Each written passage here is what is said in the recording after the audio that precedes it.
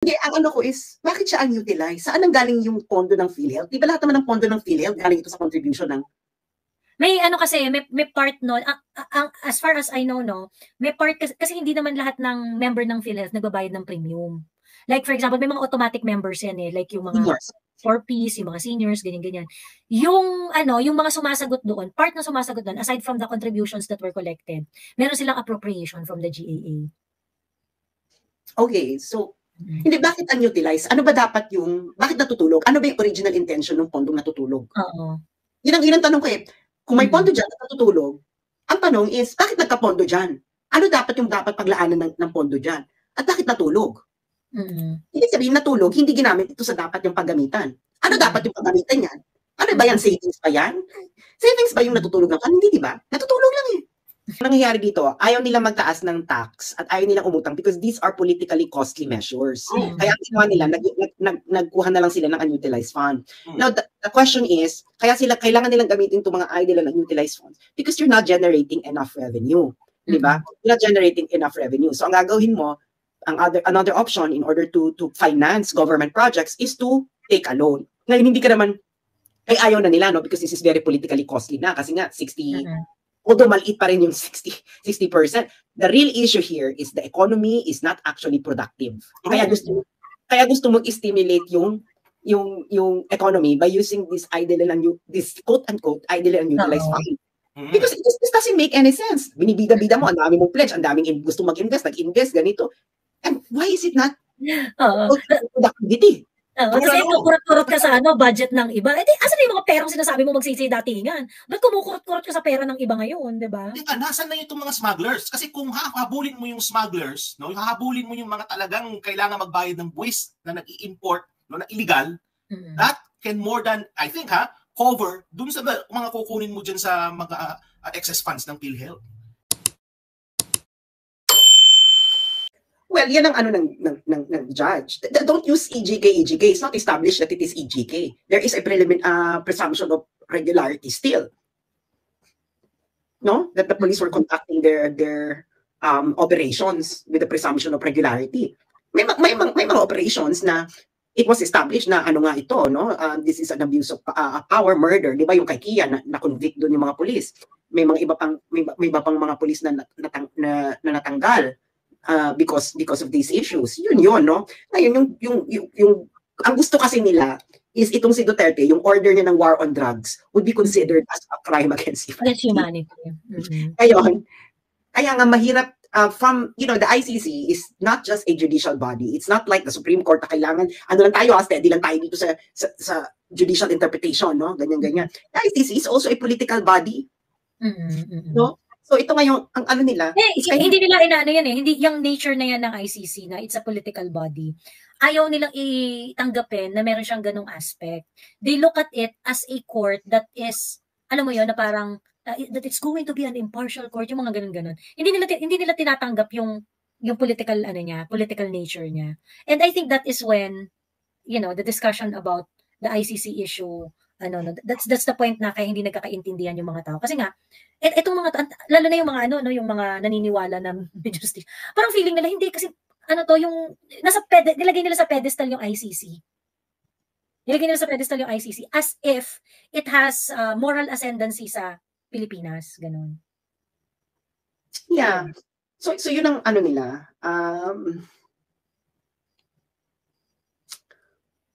Yun ang eksena nila sa buhay-buhay nila. True. Parang ito. Yeah, yes. Continue. Ikaw muna. Ay, hindi. Meron akong gustong pag-usapan mamaya. Ikaw muna. Sorry, bago ako magbago ng topic. Ikaw muna, go. Hindi, ang tawag dito. Gusto kong pag-usapan yung, kuda ni Ralph Recto. Meron siyang kuda? Meron siyang kuda. Okay, go. Inform us. Ayun. Kasi nagpunta to ng hindi ko pa napanood yung, yung hearing. I think sa Congress yata. Nagkaroon na, or sa Senate. Sa Senate yata, ayan. Ang tawag dito, na tinanong siya tungkol dun sa paglipat ng PhilHealth money sa National Treasury. Pagkatapos, ito yung mga niya, mindabuti namin gamitin ang mga natutulog na pondo kaysa mangutang na naman. Ay, sa Senate pala, sa Senate yung inquiry. We have to scout for resources without inflicting new taxes on the present or bequeathing debts to be paid by the future generations.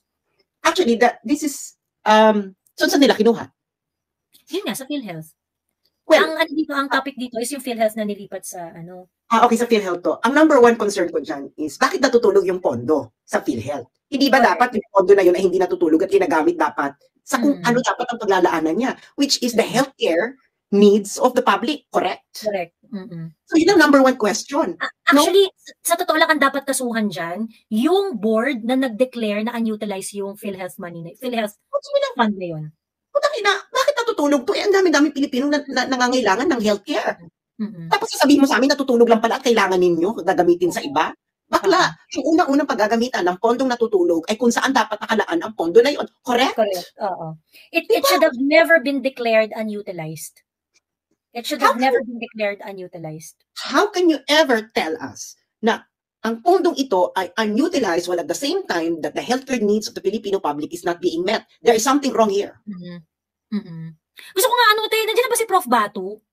Kasi, etong sa statement ni Ralph Recto, ayan na meron siya, benepisyo kapag napondohan ang unprogrammed appropriations. Increase in real GDP growth by 7%. Additional revenues, 23 to 24.4 billion. Negatibong implikasyon kapag hindi napondohan ang program appropriation, increased deficit to GDP ratio. Actually, Joey, napakasimple yung usapin na to. They are utilizing this so-called natutulog funds in order to stimulate the economy because the economy is not being stimulated by real productivity. As simple as that. Then, if your economy is being stimulated by real productivity, bakla, hindi mo na kailangan dumukot sa pondo ng iba. Hindi mo kailangan dumukot sa pondo ng gobyerno na nakalaan for something else. As simple as it. Ito lang yung ganito lang kasimple, bakit sabi mo, kailangan mong gamitin yung resources without inflicting new taxes. Bakla, why do you need to inflict new taxes in the first place? Diba? Why do you need to incur more debts? Kung ang issue mo is walang productivity sa economy mo, that's why you're not generating enough income. Diba? And etc. Diba? Ang kasi nito, they don't want pinaiikot lang kasi yung pera nito Yun ang ginagawa nila. Ayaw nilang mangutang kasi pag mangutang sila, that's gonna be politically costly. Actually, both these actions, inflicting new taxes, the population will hate you. It's not going to be good for the population. Na yung mga tao talaga magagalit. Sino ba naman gusto magbayad ng extra ng buwis, hindi ba? Although it's necessary. Yung alternative mo doon, mangungutang ka na lang kaysa magtaas ka ng taxes. Pag nangutang ka rin naman, magagalit din yung opposite, yung mga tao, gagawin din political tulad. Although both are necessary actions. So, ang naging option nila is gamitin yung pondo ng quote-unquote natutulog na pondo para tustusan yung mga quote-unquote unprogrammed funds. Ngayon, ang tanong ko dito, una, hindi ba dapat ang question is, anong nangyayari sa economic policy ninyo at hindi kayo nagsistimulate ng productivity sa economy? Number one. Number two, bakit niyo ngayon gagamitin itong pondo ng PhilHealth? Na given na ang sitwasyon ng healthcare ng mga Pilipino, ganito, hindi ba, this is the height of immorality? True. Bakit naging unutilized yung pondo ng PhilHealth? Ang dami-daming healthcare needs sa mga Pilipino hindi natutustusan. Hindi natutustusan ng PhilHealth. It doesn't make sense, no? It doesn't make sense to me, and I'm not sure if it makes sense to economists. Sana nandito na si Dr. Batu. I-message natin si Dr. Batu. Nasa ka ba? Oo nga. Prof, diyan ka na. Sendan ko na siya ng link. Ayan, active na si magkakape daw muna siya, kagigising lang daw niya, akyat daw siya in 10 minutes. Ayan. Ito na ang link. Diba? Ang dami-daming reklamo diyan sa PhilHealth. Kaunti ang coverage, tinaasan ang singil, pero kaunti pa rin ang coverage, and at the same time, malalaman mo, may mga unutilized fund na ganyan kalaki. Oo.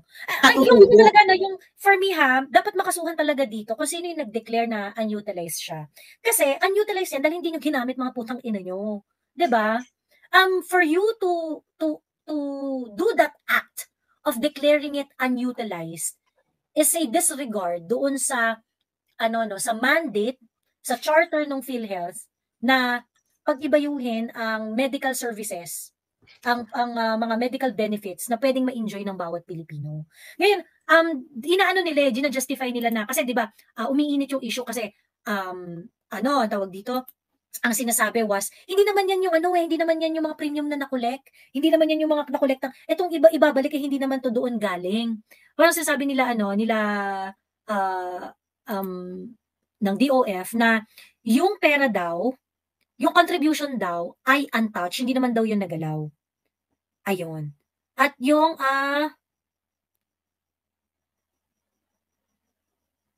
pera daw na hindi nagalaw ay yung galing sa Recto clarified that the move is legal and adheres to Congress order under the General Appropriations Act of 2024. So, yung pera, mukhang galing yun sa appropriations, hindi raw yun galing sa contribution. Pero nakakaloka pa rin. I don't think it's na yung how would, kung nabigay na yung pera na yun sa PhilHealth, how would you know that this one is coming from the government and this one is coming from the contribution? 'Di ba? Parang sobrang sobrang pagtatakip na to doon sa pagnanakaw nyo sa bayan.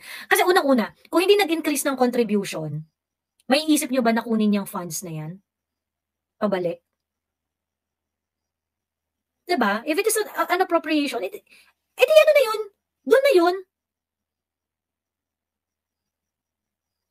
Doon na dapat yung nakalagay doon sa tama niyang lalagyan, diba? Doon na siya dapat nakalagay doon sa tama niyang lalagyan. Pero bakit kailangan yung galawin? Diba? And if, kunwari, hindi tumaas yung singils ng contribution sa PhilHealth, would that make any difference now? Maiisip nyo ba na ibalik yung sinasabi nyo na pondo na alinsunod sa GAA na ibabalik sa National Treasury?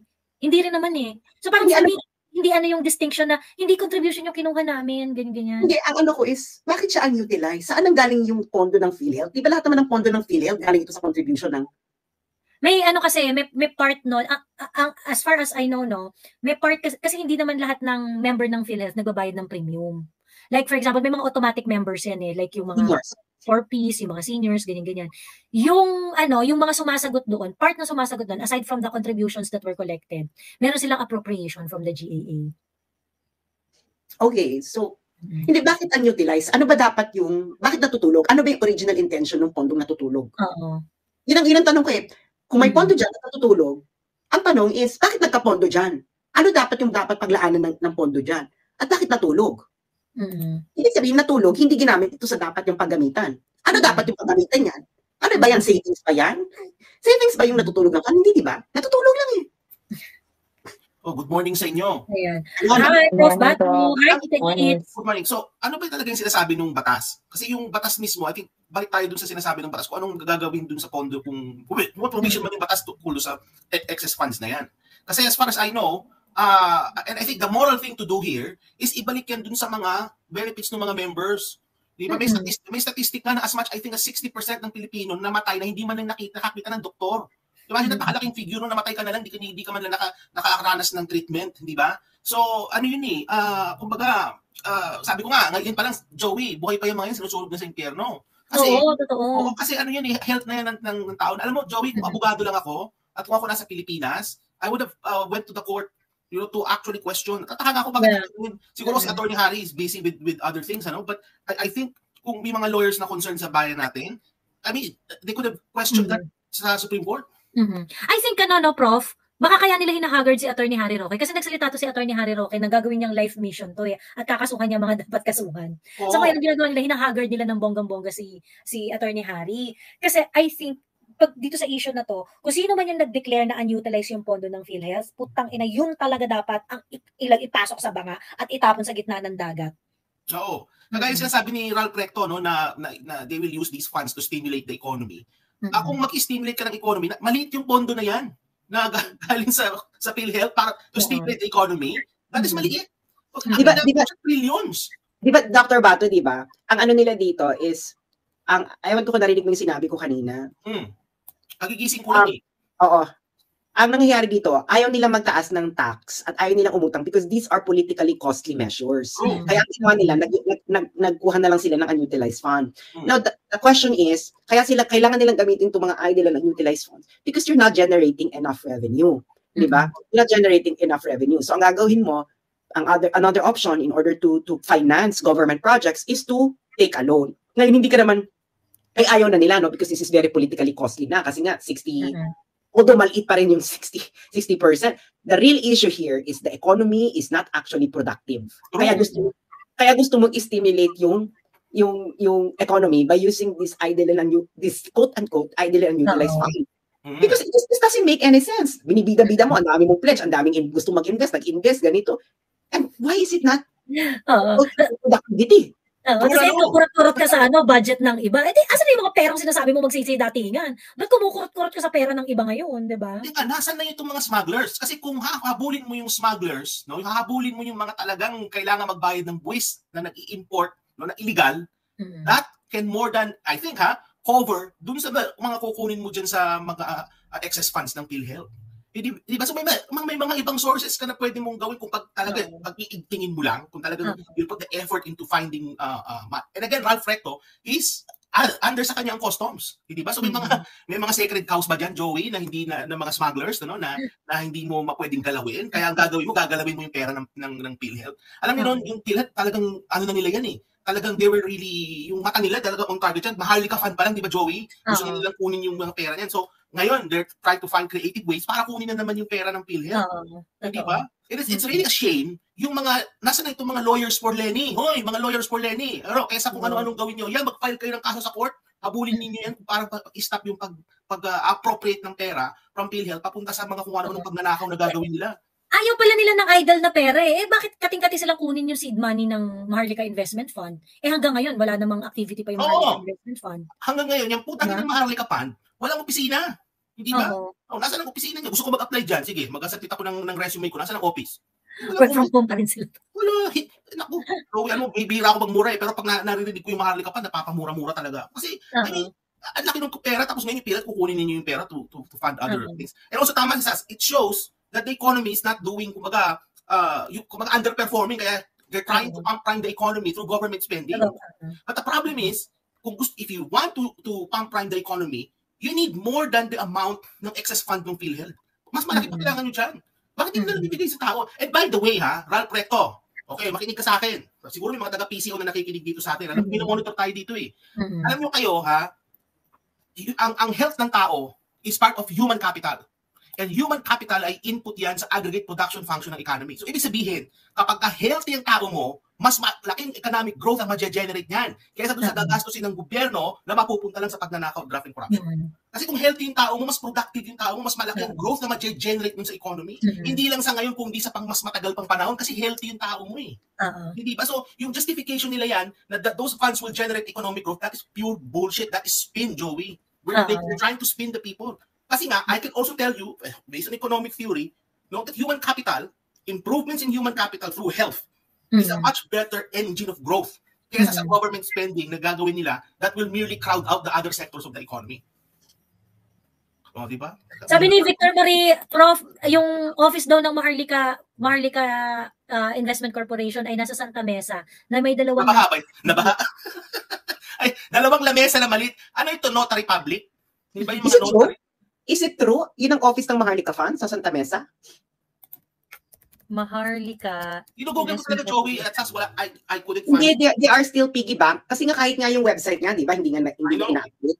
Pero the point, Sas, is that 1 year na, and kumuha na sila ng pera. And then kumuha sila ng pera, dapat start na sila mag-report on what they're doing with the money. Yung Indonesia Investment Authority, may umpis kagad within 6 months, meron silang physical, kasi sa mga ganyan company, yung mga investment na ganyan, physical presence is also very, very important. Kasi, kung ako investor, maghahanap ako ng information, and then ganyan pala nakikita ko information publicly. So, magdududa ako dyan sa investment na yan, di ba? So, anyway, yun na nga. So, Ralph Recto is sadly misinformed about kung ano-ano yung mga pwedeng panggalingan ng economic growth. And yung pinapakita dyan sa mga bayan galing, Joey, yung itong naka-flash sa screen natin. Sa page ni sa page ni Ralph Recto. This is a spin. Hindi ako dito. Hindi ako agree dito. And doing at this time doing government spending is, I think, government spending to generate growth is not a proper use of funds. Kasi may mga dapat pang, kumbaga, yung mga tama si yung mga productive sectors ng economy mo, yun ang dapat nilang pagbuhusan. Kasi nangyayari sa government spending, once na, lalo na sa case natin, ginagawa kasi natin, much of our government spending, bagamat nila pupunta sa infrastructure, which is a good thing, pero napupunta sa ayuda eh. And then yung ayuda, after that spending, that's it. Mali, halos zero nga yung multiplier effect niyan eh. Pero yung kapag ka nag-invest ka sa human capital, ang laki ng multiplier effect niya. Yung isa kasi doon sa mga comment na isa sa mga parang naging popular na point na kinover ng media sa statement ni Ralph Recto na kaya kinuha tong mga idle funds daw kasi pantatayo ng mga tulay, ng mga bridge, ng mga roads, ng mga infrastructure, ganon. Bakit nyo kailangan kunin yung pera sa pera ng mga GOCCs na may sariling pondo? Hindi ba ito ay manifestation of your bad budgeting decisions? Kasi, alam niyo naman pala, importante mga tulay, mga bridges at mga infrastructure, ba't hindi sinugurado na dapat yung pera natin doon napunta at hindi sa ayuda? Diba? I mean, hindi ko gets yung parang, pagkatapos hindi pagmamalaki mo na itong mga idle funds ay dapat gamitin to stimulate na ano. Hindi, ang ano kasi niya, ang infrastructure talaga, it has always been funded by debt. Kahit saang bansa ka. No? And or why don't you get the money from the royalties coming from mineral extraction sa Pilipinas? Oo. Di ba? Bakit hindi nyo taasan? Bakit? Kasi ang nangyayari dito sa atin is yung ordinaryong mamamayan, yung sa kanila nila ibinubuhos yung sama ng loob. Oo. yung sama ng loob ng wala namang masamang umutang in order to actually finance your development. There's nothing wrong with that. Even businesses, in order for them to grow and expand, they have to take loans. But the problem is you must have a real plan on how that investment would actually yield benefits. So kailangan may master plan ka, charot. Diba? So ngayon, itong ginagawa nila. Okay, so ipa-finance niya ang program fund. So gagawa ng tulay, gagawa ng ganito, gagawa ng eksena para ang gagamitin natin is yung mga idle funds. Yun na lang ang gamitin natin. Marami pala tayong idle funds. Pero the question remains is, bakit na idle fund? Ito, doon nga siya nakalaan sa PhilHealth. Bakit siya idle? Tapos pag tinignan mo yung PhilHealth, yung kanyang performance, marami nagrereklamo. Hindi ito matatanggap ng mga tao. Putang ina, meron pala kayong ganyang pondong ganyang kalaki. Bakit ganito yung serbisyo ninyo? Gago ba kayo? Taro. Yung pasingit po, humble opinion lang. Kumusta kayong lahat? Go to the hits. Hello. Kumusta? Ang tingin ko dyan kasi, kasi di ba allocation yan?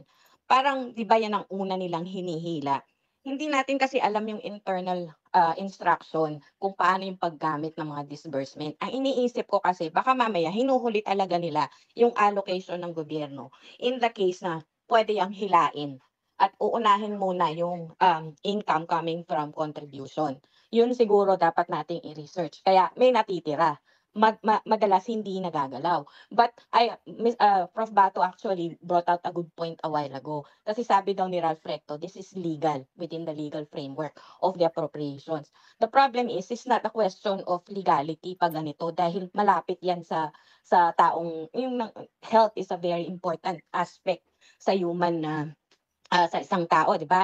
So, dapat moral issue ang pinag-uusapan dito. Legal versus moral.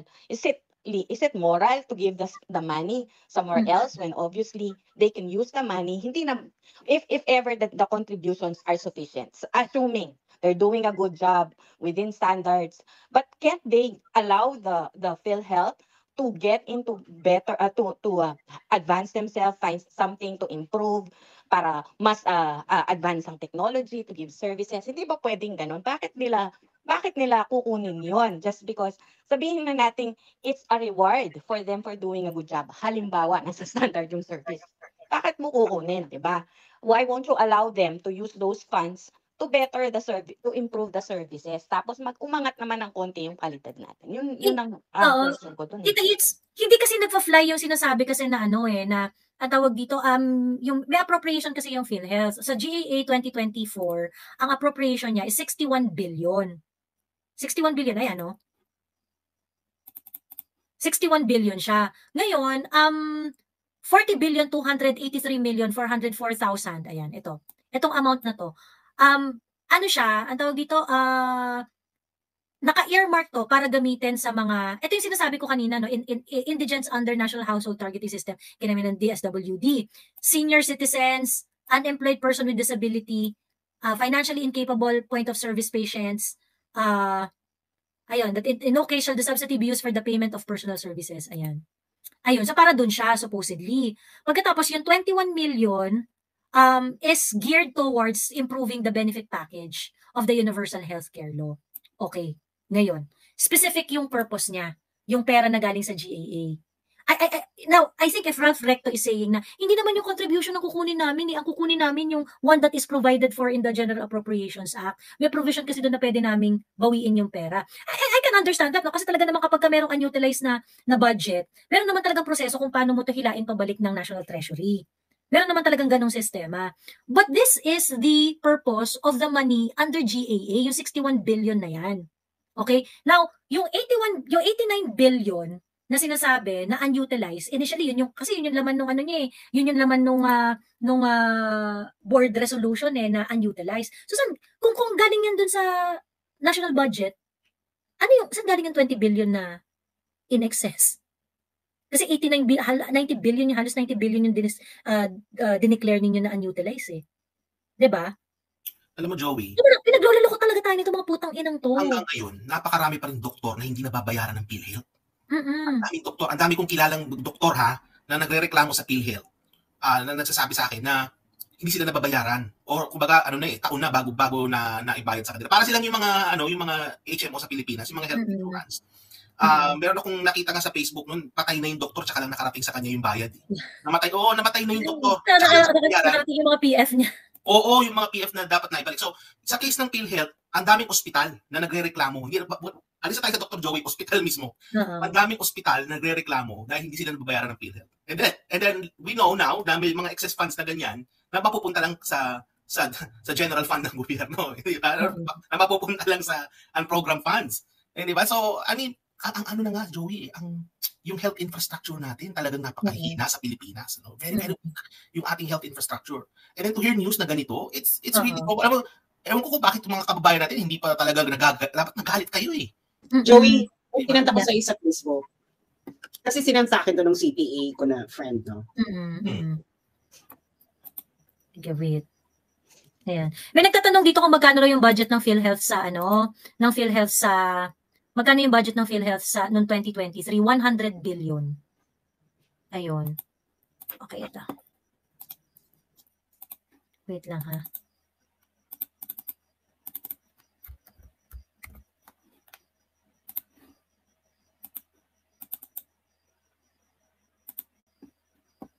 Ayan.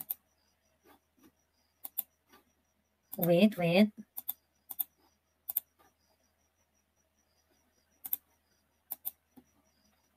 Ayan, financial statement as of March 31, 2024. Is that PhilHealth, Joey? PhilHealth, Prof.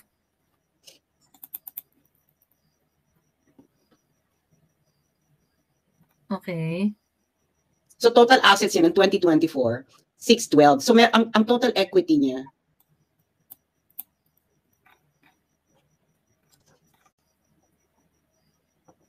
so negative equity siya, girl. Kasi 639, members equity 639. Total equity 639. Anong year yan, Asas? May year ba? 2024 at saka 2023 comparison. So, March 3rd, as of March 31, 2024. Fiscal year ito. Okay. Oo. So pag tiningnan mo, yan ang kanya. Negative, ano siya? Negative equity. Kaya nga sabi ng, ang tanong niya is, so, kung mas mataas, bakit? Oo. Total liabilities is 1 trillion. Niloloko tayo. Tingnan mo. I-send mo kay Dr. Bato para makita rin niyo. Oo, nakakaedad na ako yung mata ko, ano na yung malabo. Ito, Prof.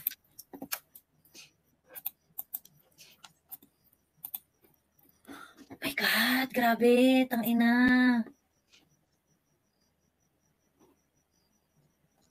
Tangina, nakakaiyak to. Actually, itong PhilHealth na issue, ito yung parang mas nagkakaisa yung ano eh. Ito yung issue na mas parang nagkakaisa yung mga, may mga nakikita akong mga pink din eh, na talagang they are, aghast dito sa ano na to. Dito sa issue na to. Yeah, tingnan mo, Joey, yung page, yung page 3. Ito. Premium contributions. Hindi, page 3 ng document. Ito, page dito ng document. Page 2, sorry, ito. Ito pa lang pala.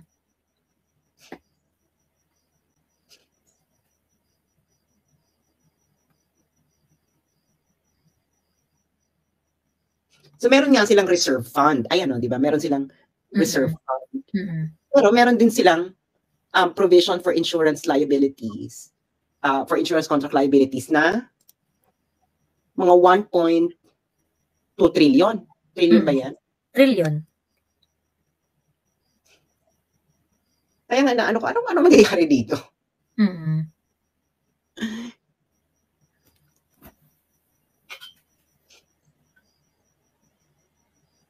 Negative ang equity, di ba? Negative ang equity ng PhilHealth. So, what does that mean? No, kasi may maraming pagkakautang ng PhilHealth sa SEC. So, kaya nagne-negative yung equity. Kasi marami siyang pagkakautang kasi nga ang niya, provision for insurance contract liabilities is at 1.1 trillion. That's one of the liabilities. Kaya siya nag-negative equity, no? So parang ano nangyayari? Parang I don't know, may mga accountant dito, no, na nanonood siguro sa atin. What does this mean? Yeah. You may want to no. At saka Joey, maganda sana kung siguro type dream to, no, ma-invite natin si Attorney Harry to sa isang live, no, para pag-usapan. Oo nga eh. Kasi dun sa batas mismo, no? Kasi dinidistract talaga siya para Oo, kasi dun sa batas mismo, meron ako nabasa dun na about the reserve fund ng PhilHealth. So, PhilHealth may reserve fund siya eh. At ang sabi sa batas, no portion of the reserve fund or income thereof shall accrue to the general fund of the national government or to any of its agencies, instrumentalities, including GOCCs. Okay, so, meron siyang, nasa batas mismo, merong reserve fund. Now, the thing is, kung titingnan natin yung financial statement dito, I was trying to find where the reserve fund is. Hinahanap ko siya eh, kasi yun yung hindi pwedeng galawin. Ang sabi rin sa batas, yung reserve fund, nasa-set siya based on some formula. So, merong actuarial calculations na nagagawin. So, ibig sabihin, pwede mong imekos-mekos yun. Kasi wait lang, Dr. Batu. Joey, ipakita mo uli yung balance sheet and income statement. Anong page ito, Sas? Yung first na ano yun. So habang nag-discuss si Batu, nakikita ng mga tao yung income statement. So under the law, kasi ang sabi dito, merong reserve fund. Itong sabi dito, it shall set aside a portion of its accumulated revenues not needed to meet the cost of the current year's expenditures as reserve funds. Okay, so provided that the total amount of reserve shall not exceed a ceiling equivalent to the amount actuarially estimated for 2 years projected program expenditures. So ibig sabihin, pwede mong imekos. Yun na yung Joey. Pwede mo page na. Ilagay mo lang doon, i-steady mo lang siya. Ito. Oo. Yung liabilities, Palakihin mo siya yun. Palakihin mo na lang yan para makita. Okay, go, Dr. Batu. So what I'm saying is, maganda sana kung ma-invite natin si Attorney Harry kasi he's the primary author ng batas. And kasi ang interpretation ng batas, Joey, di ba, you need to find the intent of the framers, di ba? So yung discussion surrounding dyan, yun ang magandang makita natin. Kasi dun kung pumunta yan sa Supreme Court, the Supreme Court will refer dun sa mga deliberations nila sa Kongreso kung ano ba talaga yung intent nila dyan. Hindi ba? So, and it's nakakalungkot na the lawyers are not, nasaan yung mga lawyer magagaling nating abogado? Nasaan na sila? Yung mga, we need you now. Also yung Philippine Medical Association, hindi ko alam kung nag-file na sila ng kaso or whatnot, pero talagang very intense rin yung kanilang disagreement dito sa PhilHealth issue. So, hopefully sana matuloy yung mga kaso at talagang magkaalaman doon. Ayun, pero sana marami. 'Di ba? Sana talagang mag-unite talaga ang tao para dito sa issue na to. Kasi dito biro talagang nakakadiri ito sobrang nakakadiri itong ginawa nila sa PhilHealth. Prof, ang isa sa mga argument nila, actually lumabas to dun sa article sa Presidential Communications Office. Di ba yung minimension mo na provision sa batas about hindi pwedeng galawin yung reserve or something like that. Dinedeny kasi nila na galing sa reserve fund, hindi reserve fund hindi galing sa reserve fund yung unutilized na dineclare. Yun na nga. So, ang problema dun sa batas din mismo, pwedeng imekos-mekos yung reserve fund. So, ibig sabihin, pwede mong iset yung ceiling. So, kung iset mo yung ceiling na mababa, di ba? So, hindi na, yung excess fund, hindi na pwede hindi na siya part ng reserve. Puno na yung reserve fund mo, di ba? Ibig sabihin yung ceiling, na-move siya So, who knows, I can only speculate kung ano yung mga nangyayari sa boardroom ng PhilHealth on that. Di ba? Kung meron insidious na plano na iba na sadyang ibaba yung ceiling ng reserve fund, parang lumaki yung funds, di ba? So, and again, kung may accountants tayo sana sa audience, na who could actually dig into this para makita nyo kung may paggalaw nung mga funds within PhilHealth mismo. Hindi ba? So, yun. Pero, ayan, reserve fund, gusto kong hanapin tong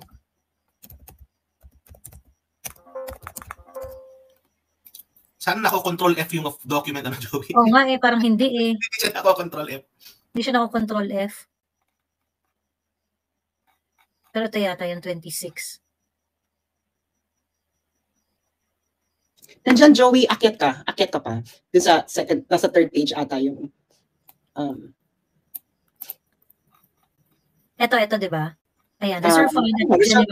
Ito, oo. Tapos puntahan mo yung note 26. Kasi ayun yung explanation ng note 26. Yeah. Actually, dun nga ako papunta.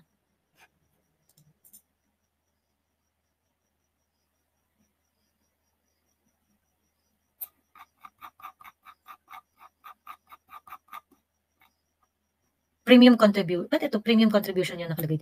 Siguro kasama sa discussion. This account is composed of the following: direct contributors, indirect contributors. Hindi ata yan. So, tingnan mo pa. I think note 25. Note 25. Note 25. Nakalagay doon mismo sa baba, may paragraph. Yan. Members equity. Ito. Ayan, 25.1. Yan. Below is the breakdown of the reserve.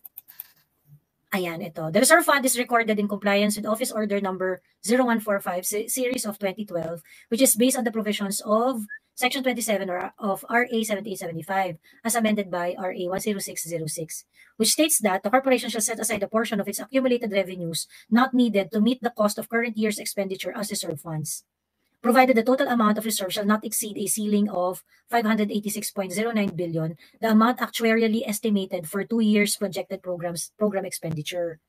Provided further that whenever actuarial reserve exceed the required ceiling at the end of the excess of the corporation's fund shall be used to increase the program's benefit, decrease the members' contributions, and augment the health facilities enhancement program of the DOH. The remaining portion of reserve fund that are not needed to meet the current expenditure obligation or used for the above-mentioned programs shall be placed in investments to earn an average annual income at prevailing rates of interest and shall be known as the investment reserve fund. So, di ba? Where was it mentioned na board resolution? Ipag-join mo raw si SDC Projection 22. Bigyan mo ng link. Ayan. Diba nakalagay dito, required sila na magkaroon ng reserve fund. Pero hindi siya pwedeng mag-excess ng 586.09. Ngayon, kung lumagpas yung reserve fund, kailangan mo kailangan i-increase mo yung benefits, i-decrease mo yung contribution, at i-augment mo yung health facilities, enhanced program of the DOH.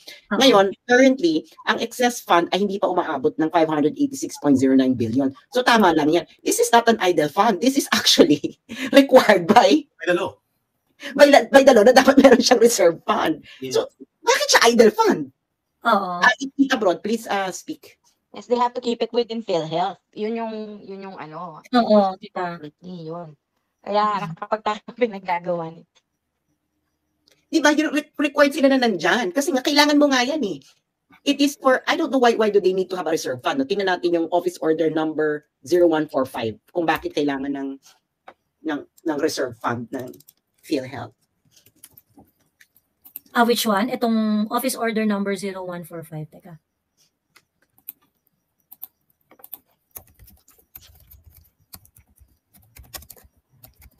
0145 PHIC.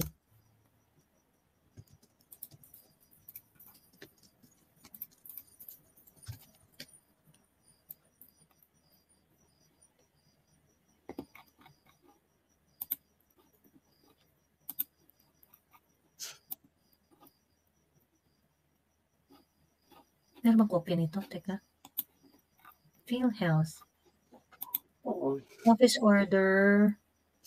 Sabi 500 billion. Estimated na lang yung 500 billion. This is actually it, yung 488. 86. 488. Na? 86 ba? Hindi 86. 86. Yung actuarial amount na, yung ceiling na, na reserve Hindi. na actuarially determined. Ay, yung reserve fund. Below is the breakdown of reserve fund. Isn't it at 488? Yan yung ngayon. Yan yung reserve fund ngayon. Ngayon 2024. Hindi nga na-meet yung actuarially yung ceiling na 586 eh. Oh, pero sinabi niya kung lumagpas ang reserve fund ng 586.09, ang excess na yan, ang gagawin is babawasan ang contribution, increase ang benefits, at i-augment ang health facilities and enhance the program. So ano nangyayari? Hindi ba napakalinaw ng batas? Sa batas galing yan eh. So wala talaga silang pinagkukuhanan ngayon. Wala tayong pinag-uusapan na kukuhanan. Ano nga yung idle? Nasaan yung idle? Hindi pa nga abot yung ceiling eh. Hindi siya idle. Required talaga siyang magkaroon ng reserve fund. Oo. Kaya nga, them declaring it as unutilized is really criminal.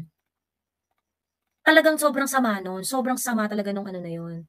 Kasi parang, saan yung hinugot ng kamay ng Diyos? Yung pagsasabi na yung pagsasabi na idle siya at unutilized siya.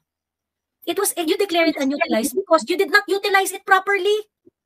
Hindi kasi ang niyan, ano bang purpose ng reserve fund? Tingnan natin ang batas ng PhilHealth? Yung batas diyan nakalagay. Doon sa ito. Yung RA 10606. Ayan. Huwag mong tanggalin dyan, ibalik mo dun sa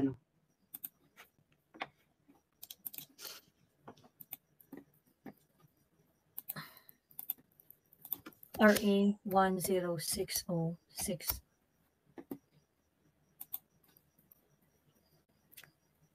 National Health Insurance Act of 1995. Control F, Reserve Fund. Ayun, Section 27. The corporation shall set aside a portion of its accumulated revenues not needed to meet the cost of the current year's expenditure as reserve funds, provided the total amount of reserve shall not exceed ceiling equivalent of the amount actuarially estimated for 2 years projected program expenditures. Provided further that whenever actual reserves exceed the required ceiling at the end of the corporation's fiscal year, the excess of the corporation's reserve fund shall be used to increase the program. So basically yung nakasulat dyan. Tapos minention na lang dito, the remaining portion of the reserve fund that are not needed to meet the current expenditure shall be placed in investment to earn. Tapos yung investment reserve fund, in-identify na lang yung mga investment that can be that they can do. The kind of investment that the investment reserve fund can be used for, ganun. So hindi siya para gamitin para sa unprogrammed funds. Kaya naguguluhan ako na parang ito yung batas eh. So they are required to have a reserve fund. Kaya nga siya, di ba? The corporations shall set aside a portion of its accumulated revenues not needed to meet the cost of the current year's expenditures as reserve funds. They are not idle funds. They are reserve funds. Yung word na idle kanina nang galing ba yan, Sas?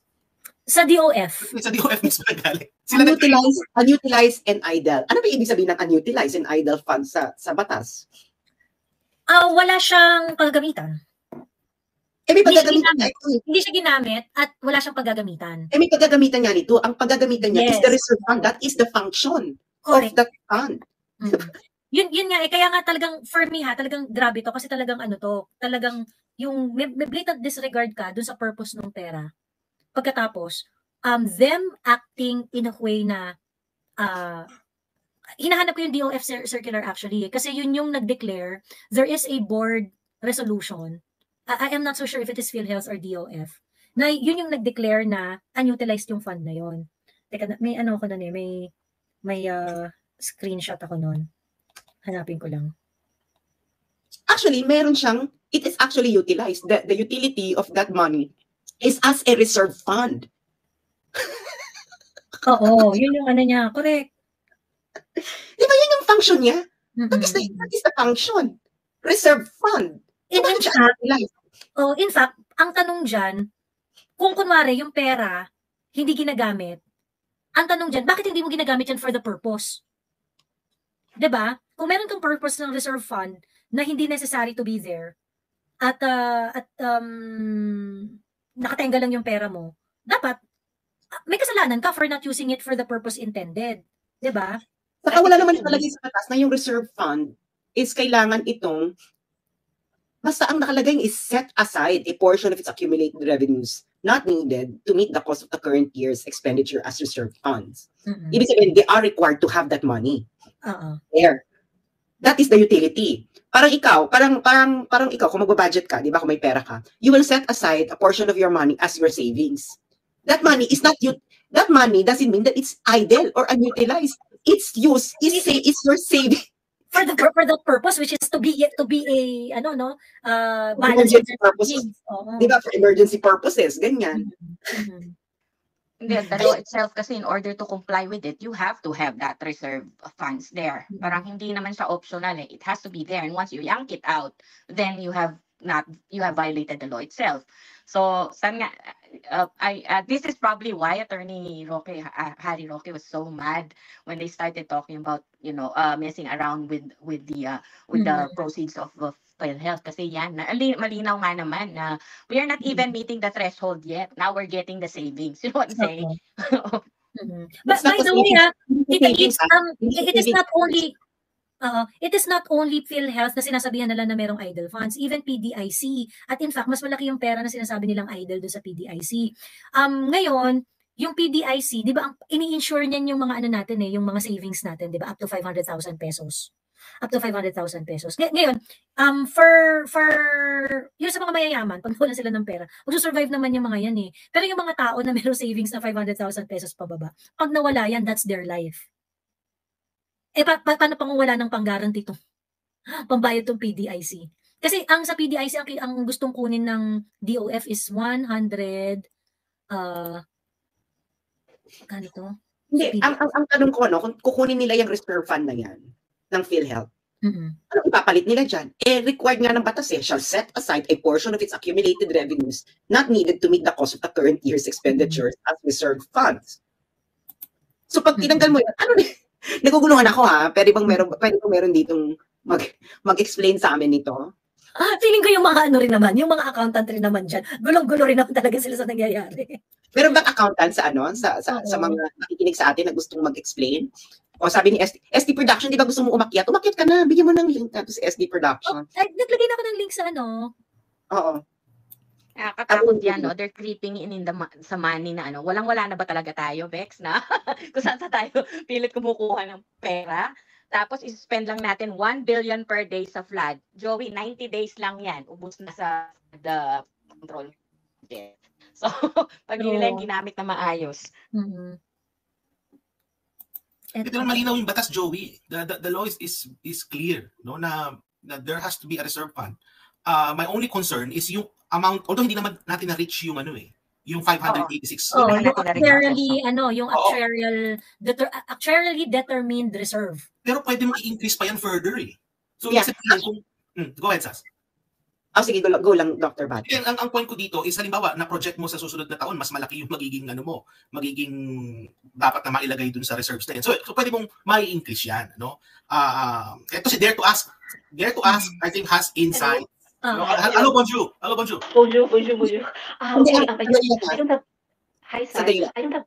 sige. Ang lang yan kasi is required sila magkano ng reserve fund. Ngayon, pag tumaas, ayan ang paggagamitan. Kailangan babaan yung program. Sumobra ka dun sa actually determined. Oo, pag sumobra, kailangan mong babaan, i-increase ang program benefit, mag-decrease ka ng members' contribution, at i-augment ang Health Facilities Enhancement Program of the DOH. Kung yun ay lumagpas ka na dyan ng 586.0. That is for the year of 2020. for 2 years projected program expenditure. So 24, 25, 26, ganyan ba yan? 25, Anyway. 20, to... So, hindi ko mag-gets kung bakit i-declare mo tong idle. Hindi nga siya idle. It is actually there for the purpose of the being a reserve fund. And second, may nakalagay din sa batas kung saan mo ito i-invest. Nakalagay such portions of the reserve fund as are not needed to meet the current expenditure obligation shall be invested in short-term investment to earn an average annual income at prevailing rates of interest and shall be known as the investment reserve fund.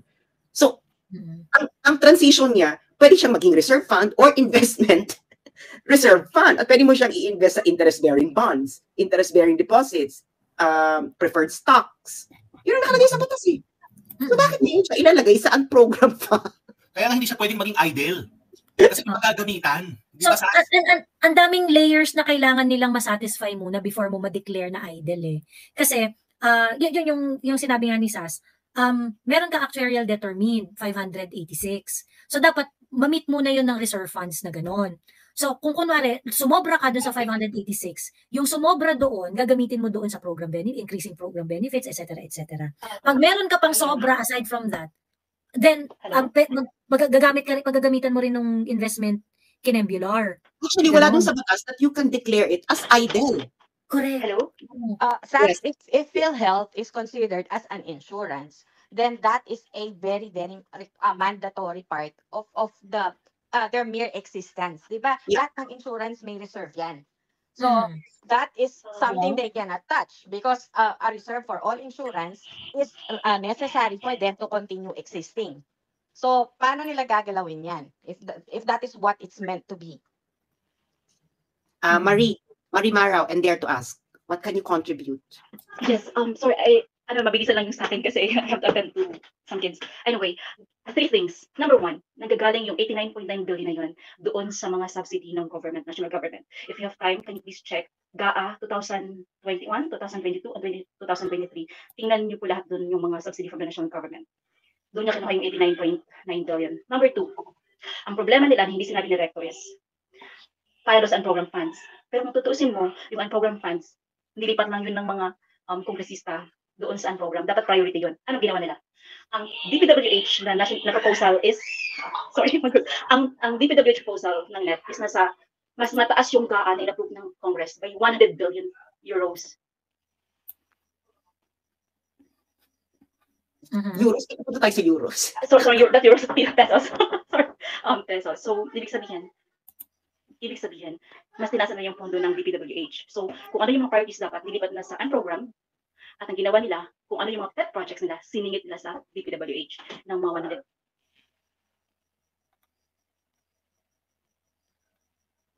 So, wait lang, naguguluhan ako. So, hindi reserve fund yung gagamitin, kundi yung subsidy ng Yes, kinuha nila doon sa, yes, kasi kung titingnan mo yung GAA ng 2024, for the very first time, naglagay yung Congress ng special provisions na kung saan, nandito sa number 3, actually, Joey, I tagged you doon kasi pinost ko sa post ko yung unprogrammed funds, kung masisearch mo yun, nandun yung complete list, nandun din yung copy ng GAA na may nakalagay na special provisions. Sinabi doon ng Congress na DOF, kung ano yung sobra na hindi nagagamit ng GOCC, pwede mong kunin sa kanila at pwede mong ipondo sa mga unprogrammed funds. For the first time, nilagay na yan. Hindi, sandali lang. Bakit nagbigay ng subsidy ang GAA sa PhilHealth? For what purpose? Yung government, may subsidy talaga siya. May subsidy talaga yung siya. para ngayon sa doon sa mga indigent, sa mga senior citizen. Kasi nagbabayad ng premium yung mga yan eh. So, well, galing sa if you have a subsidy at hindi mo siya nagagamit, bakla din na, as in, natustusan yung mga yon, yung mga pangangailangan ng mga indigents at ng mga at kaya ka nagkaroon ng unutilized kasi walang gagamit noon. Gaga ka ba? Isa lang imposible, correct. So, mali talaga. I'm sorry, I'm ready to go. I have to go. I'm sorry, but... Okay, thank you there. Thank you, dare to ask. Marie Marao. Yeah, I think galing talaga dyan sa contribution from the government, not yung reserve. Kasi yung reserve required by law. Hindi siya yung parang reserve na nandyan lang tapos pwede siyang kunin. Kasi dati nag-audit ako ng private insurance. Auditor ako ng matagal na panahon ng private insurance noon, no? So ang nag-oversee ng private insurance is Insurance Commission. Kung makakakita ka ng sample ng mga audited financial statements ng private insurance, makakakita ka rin dyan ng parang reserve line. It's a requirement by law, by the commission. Kasi kailangan talaga may certain percentage. Tapos depende rin sa actuarial na kailangan may naka-reserve yan. Hindi yan talaga pwedeng galawin. So, malamang, nung ginawa rin yan, since PhilHealth is also an insurance company, so meron din siyang ganyan kasi to protect also the existence of the agents of that company. I'll treat it as a company, no, yung PhilHealth. So, hindi dyan galing ang idol. I think the problematic talaga yung statement ni Recto. Bakit na sinasabing idol? I think it has something, it came from yung contribution, yung binibigay talaga ng GAA, ng gobyerno, na malamang kahit binigay, hindi rin talaga ni-utilize. It's unutilized. Bakit unutilized? Kasi, meron tayong statement kung anong subsidy na yun, Joey. Meron ba tayong documents, what the subsidy was for? Kasi, bakla, kaya ka nagbibigay ng subsidy because may paggagamitan. Oo. Ito yung sa 2024 GAA. Saan na lumabas? Ito ba yun? Ayan, so, kung sabihin natin hindi siya. Ayan. 2024 GAA for PhilHealth, meron siyang budget na 61 billion. Yung 61 billion na yan is for, meron kang 40 billion subsidy for the National Health Insurance Program at ang beneficiary niyan, ayan, shall be used for the health insurance premiums of indirect contributors. So, ibig sabihin, ito, naka-earmark to pambayad ng premium ng mga hindi nagbabayad. At ito yung mga hindi nagbabayad, indigents, senior citizen, unemployed person with disability, financially incapable point of service patients, ayan. Yun sila yung binabayaran ng government yung premium nila. So that's 40 billion pesos. Tapos, meron kang benefit package improvement under Universal Healthcare Law na 21 billion 170. Ayan. Ang total na budget is 61 billion 514 eh. How much of that was released? I do not know. Yeah. So, ibig sabihin, match mo siya sa contribution din sa PhilHealth. Kung yan ang binibigyan nilang contribution sa PhilHealth during the year, how much was the contribution recognized by PhilHealth on the financial statement? So ako, nila Marino, hindi siya pwede maging idle fund. Kung subsidy. Kasi may purpose eh. May purpose siya eh. Bakla ka pala eh. Kung naging idle siya kasi hindi mo siya ginamit for that purpose, kasalanan mo yan. Bakla hindi ka pa pwede mag-declare, para sa indigents para people with disability, yung subsidy, ba't hindi mo ginamit? Para doon, natustusan mo silang lahat. So, hindi pwedeng gamitin yung reserve fund kasi required by law na magkaroon sila ng reserve fund. Ikalawa, hindi pwedeng sabihin mo yung subsidy naging idle. Kasi nga, bakla ka ng taon, Recto. May paggagamitan nga yun. Maraming ginamit sa paggagamitan. Yeah, maraming indigent, maraming people with disability, I think pati senior ata kasama dyan sa subsidy. Senior citizen, oo. Akala ang dami nila na kailangan ng PhilHealth. So, ibig sabihin, hindi namin maintindihan kung bakit naging idle ang hindi dapat naging idle. Joey, pag tinanggal mo yung reserve, di ba? Nagne-negative equity tayo dahil sa reserve. Pag tinanggal mo yung reserve, tapos tinanggal mo yung expenditures, meron ba lalabas na 90 billion?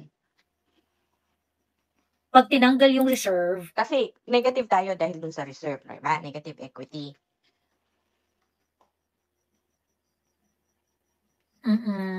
Teka.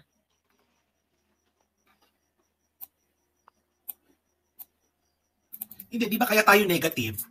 It's because merong provision for insurance contract liabilities. Yan yung non-contract liabilities na may 1 billion. Oo. Yun yung kaya tayo, yes, tama si Prof. Bato. Kaya tayo nagne-negative dahil doon. Ano ba itong... But the question is, why is the ICL like 5 times higher than it was in 2023? Anong nangyari? Look at it. On page 5, sa bottom. Kasi it was 245 million and then it became 1.1 billion. Anong nangyari? Oo, ito Page 5 sa PDF or page 5 sa... Page 5 sa PDF. Yung nasa PhilHealth website kasi ako eh. Ang latest ba na report is March 2024. Yun ang nakita ko latest eh. Page 5 ng PDF sa bottom, yun kasi yung breakdown ng reserve, yung parang roll forward niya. Makikita mo, hindi pa siya negative ng 639 sa 2023, di ba? It was at positive 57. Dahil ang ICL niya is 245. Tapos naging 1.1 billion, parang naging times 5. Bakit? Naging 1.1 trillion. Yeah, trillion not billion. I think yan talaga ang ano talaga yan is malamang yung binibigay ng gobyerno, hindi talaga ni-utilize. Hindi talaga na-reuse. Hindi yung sinasabing Attorney Harry Roque para sa mga member ng PhilHealth na tumataas ang premium. That is actually the reserve funds. Kapag lumagpas ka dun sa actuarially determined, lumabas yung reserve funds, tataasan yung premium. Bababaan yung premium actually. So, kami ay naguguluhan, no? Matinding acrobatics ng number crunching ang nangyayari dito sa idle funds. Yung reason talaga kung bakit tinawag na idle funds, yun talaga yung nakakaloka dito. Yun talaga yung nakakaloka dyan. Ganon. Kasi kahit sa ordinary na budget na government money, bago mo siya masabi na idle siya, wala na siyang purpose dapat. Wala na siyang purpose. Ganon. Pagkatapos, wala na siyang purpose, nandiyan na lang siya, hindi mo magalaw kasi nga, yung supposedly purpose na paggagamitan mo sa kanya, nag-cease na. Ganon. Like for example, kung kunwari, meron kang budget na 100 pesos para bumili ng 10 ballpen. Ganon. Ngayon, kaso, nakabili ka ng 10 ballpen for 90 pesos, di may 10 pesos ka. Ngayon, syempre, nagawa yung purpose mo, which is 10 na ballpen, nabili mo at 90 pesos, meron kang 10 pesos. Yung 10 pesos na yun, wala ka nang paggagamitan yan. Ganon. Ngayon, Joey. Since wala ka nang paggagamitan, at that point, doon mo pa lang siya pwedeng tawagin na idle. Ito, Joey, may sinend ko sa'yo. Dapat savings, hindi siya idle. May sinend ako sa'yo, Joey, sa Facebook. Ito, Supreme Court, meron palang definition ang COA ng idle funds. Ayan. Anong GR number niyan, Sas? GR number 229265. Ayan. And idle funds in excess of normal operating requirements should generally mean the level of funds which an entity can freely invest in government securities and or fixed-term deposit after considering provisions of coverage of regular and recurring operating expenses, like salaries, wages, repairs, maintenance, inventories and supplies, debt servicing, etc., within the context of entities' cash operating cycle. Unlimited national collections and funds set aside for payment or obligation to government corporation shall not form part of idle funds of local government units. So, ewan ko kung ano to, no? Maybe this is a different context, pero kailangan kasi naman ating makakita ng how does the law define idle funds? So, siguro, maybe you can search more, no? Kung anong COA about idle funds. Dahil idle funds, jurisprudence. Ito pala, meron pala sa COA, may mga ang COA, girl. Ito may nakita akong definition. Galing sa COA mismo to. Ayan. Okay. Pakisend na kay Joey para ma-flash. Send ko to kay Joey. Pwede ba ako mag-ano isa lang? Go. May question ko kasi hindi naman ako nagtrabaho kasi sa gobyerno. So yung pagbibigay ng pondo ng gobyerno, yung contribution, no? Nakadefine ba sa kung anong document yan sa budget or what na yung bibigay ng contribution na yan is for like yung sinabi nga for senior citizens. Sabihin lang natin, isa na lang muna. Nakalagay nga. Pero it will be for claims from 2023 to 2024. Specific ba yung time frame? It will be for expenses from 2023 to 2024. Nakaganon ba? Or pwedeng retroactive? Kasi syempre marami pa hindi nababayaran ng PhilHealth eh. Kaya ko yung tinatanong, kaya baka dyan din ang source ng idle. Baka masyadong specific yung pagbibigay ng contribution ng gobyerno to a point na sinusobrahan. Right? Hindi naman pala pwedeng gamitin na pang retroactive payment. So, ang konsepto kasi ng idle, Marisa, pera ng gobyerno, kapag wala na siyang purpose. No, that's not my question. My question is, dun mismo sa document ng pagbibigay ng contribution ng gobyerno, naka-specific ba na, bibigyan namin kayo ng 100 million pambayad dyan sa mga obligation within the period. Pero sa mga claims na kiniklaim ng mga senior citizen from January 2023 to December 2023. Basta nangyari yung transaction, for example, kailan ba effective yung budget? Kung kunwari, may period yun kung kailan mo na siya po pwedeng gastusin So pag nangyari siya dun sa specific coverage ng period na yun, then it can be used within that period. Kung nakontract yung obligation within that period, it's the premium. It's actually yun yung citizen kasi, automatic member yung mga yan. So yan, anytime na hospital yan, within, let's say, for example, the 2024 budget, ganyan, anytime na hospital sila within that time frame, covered sila antimano. Lahat ng benefit. So the question now is, paano in-estimate na gano'n ang magiging contribution, let's just say, for senior citizen? Unless talagang sinusobrahan ng estimation. Tapos, kaya nagiging idle. Well, titingnan natin yung budget deliberation. Hindi ba natin alam kung bakit nila dineclare na idle? Yun nga yung question. Yun nga yung question kasi hindi nagtutugma yung sinasabi ni ang pangalan nito, yung sinasabi ni Recto, na kasi inassume ni Recto na idle And that is what we are questioning right now. How did that become idle? Ano yung definition mo ng idle? Diba? I think tingnan natin yung COA report ng PhilHealth ng 2023 or 2020 or yung pinaka-latest COA report. Tingnan natin kung meron sila diyang nakitang idle funds kasi nagpa-flag pala ang COA ng idle funds. Yes, kasi it's not desired Hindi yun hindi tama yun na meron kang Hindi tama na meron kang idle funds. Tingnan natin kung merong na-flag ang COA sa PhilHealth na idle funds. Teka, tayo.